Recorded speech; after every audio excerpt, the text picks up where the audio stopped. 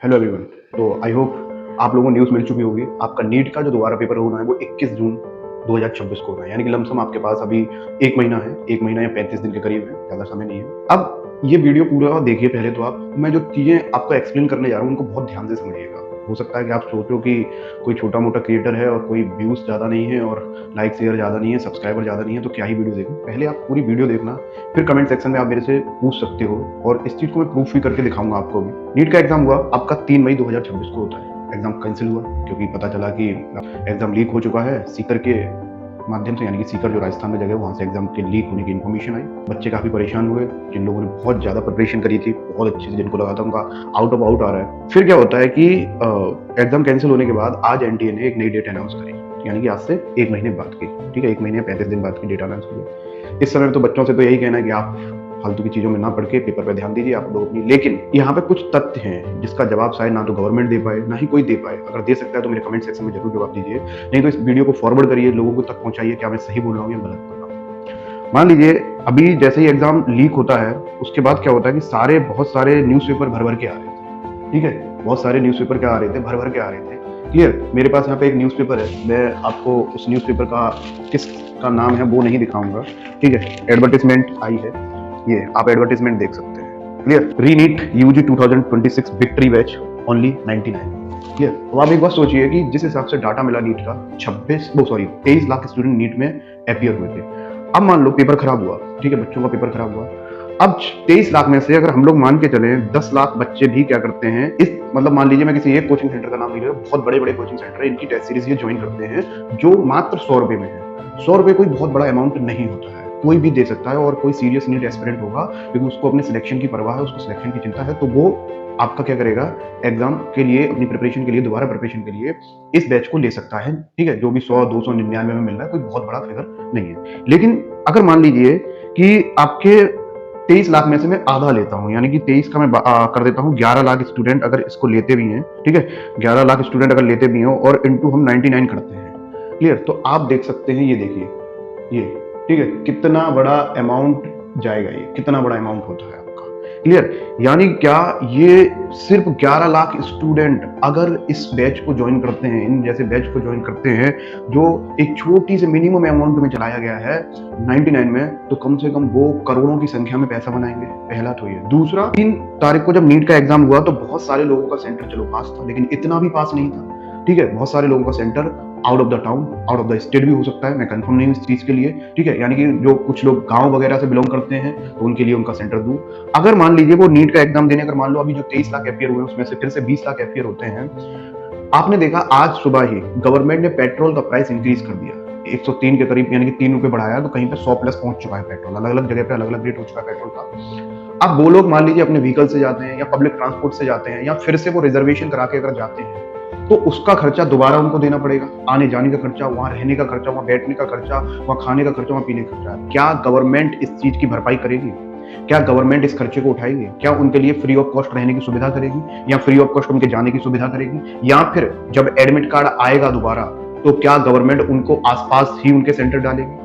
ऐसा हो भी सकता है, नहीं भी हो सकता, लेकिन कहीं ना कहीं कहा जाए ये जो दोबारा जो एग्जाम हो रहा है, यानी कि नीट का एग्जाम जो दोबारा हो रहा है, कहीं ना कहीं गवर्नमेंट को, बड़े बड़े कोचिंग ब्रांड्स को, बड़े बड़े यूट्यूब चैनल्स को एक मौका मिल गया अपना रेवेन्यू जनरेट करने का, पैसा जनरेट करने का, और इसका भुगतान सिर्फ कौन करेंगे? वो बच्चे। ये सबसे बड़ी प्रॉब्लम है कि जब एग्जाम कैंसिल होता है उसके पीछे सिर्फ एग्जाम कैंसिलेशन मत देखिए, अगर एग्जाम दोबारा हो रहा है तो फिर से वो व्यवस्थाएं होंगी, फिर से वही होगा और फिर से वो पैसा खर्च होगा, और वो पैसा फिर से कहां से आएगा? यहां से। तो ये बहुत बड़ी विफलता वाली बात है, और इस सारा का सारा जो पैसा निकाला जाएगा वो कस्टमर से निकाला जाएगा, कस्टमर यानी कि हम लोगों से निकाला जाएगा।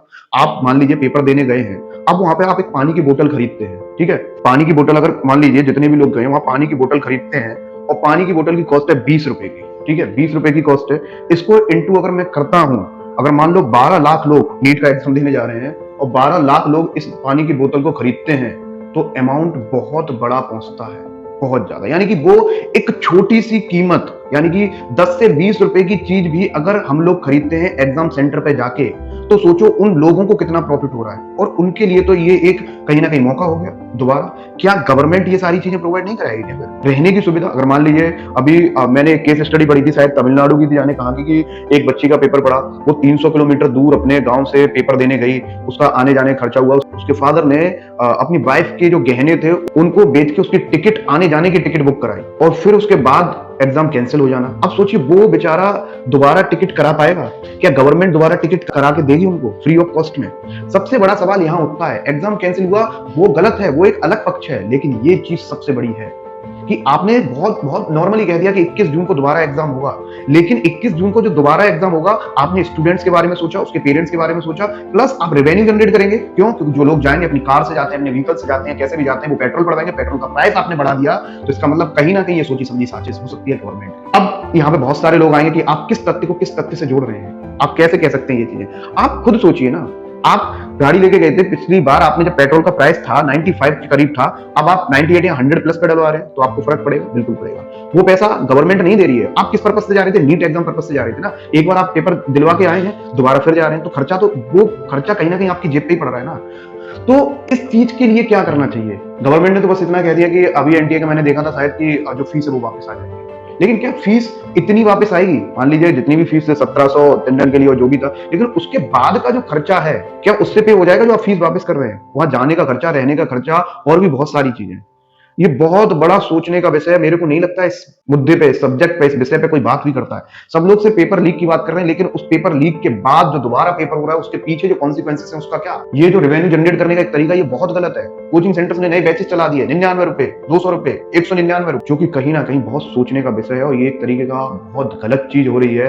एग्जाम दोबारा कंडक्ट कराना, गवर्नमेंट अपनी फेलियर को मान नहीं रही है। पता नहीं जाने कितने एग्जाम अभी तक गवर्नमेंट के टेन्योर में कैंसिल हो चुके हैं। मैं सुबह ही देख रहा था कि 100 प्लस एग्जाम कहीं ना कहीं कैंसिल हो चुके हैं गवर्नमेंट के अंदर। और सबसे मेजर एग्जाम आपको पता है, जैसे कि नीट 2024 था, उसके बाद आपका एसएससी सीजीएल भी कैंसिल हुआ था, आपको मालूम होगा एसएससी सीजीएल कैंसिल हुआ था। उसके बाद जैसे देख लीजिए 2021 में रीट का एग्जाम हुआ था, 2018 में एसएससी सीजीएल, 2024 में यूजीसी एनईटी और नीट का एग्जाम कैंसिल हुआ, उसके बाद ये 2026 में। और ये तो कुछ ही एग्जाम्स की मैं गिनती कर रहा हूँ, कुछ ही एग्जाम्स की। इसके सिवा जाने पता नहीं आरओ का एग्जाम यूपी में कैंसिल हुआ था। ऐसा लगता है जैसे कोई वैकेंसी सिक्योर है ही नहीं, यानी कि वैकेंसी पहले आएंगी, फिर उसका लीक होगा, पेपर लीक होगा, फिर वो दोबारा होंगी। अब दोबारा में अभी कुछ पता नहीं होता है ना कि वो लीक हो गया है, क्योंकि हो सकता है कि एक बार लीक हुआ, उसके बाद जो माफिया है, जो गैंग है, वो सतर्क हो गई हो, दोबारा उन्होंने बहुत अच्छे से काम किया हो, लीक ना हो पाए, यानी कि अपने लोगों तक पेपर पहुंच गया हो। क्या इस बात की किसी को कोई प्रूफ नहीं है? गवर्नमेंट का ना तो कोई आयोग है, ना ही कोई लॉ बनाती है गवर्नमेंट। अगर लॉ बनता भी हो तो बस वो किताबों में या फिर उन पेपर्स पे रह जाता है, उसके लिए कोई काम नहीं होता है। बच्चों के भविष्य के साथ सिर्फ खिलवाड़ हो रहा है। बस ये गवर्नमेंट कहीं ना कहीं विफल है, पूरी की पूरी। विपक्ष आरोप लगाता है, उनके आरोप को खारिज कर दिया जाता है, उनके आरोपों को पुरानी चीजों से कनेक्ट करके कि आपके समय पे ये हुआ था, आपके समय पे ये हुआ था, उनके समय पे अगर ये हुआ था तो ठीक है, उनके समय से लोग त्रस्त हो गए थे, इसीलिए तो आपको चुना। आप भी वही करोगे तो उनमें और आप में फर्क क्या रह जाएगा? ये बहुत सोचने के मुद्दे हैं। प्लीज आप लोग कंप्लीट वीडियो अगर देखे होंगे तो आपको समझ में आएगा। प्लीज आप लोग कमेंट सेक्शन में अपनी राय जरूर रखें। धन्यवाद। Thanks for watching. Let's learn and grow together. Like, share, and subscribe.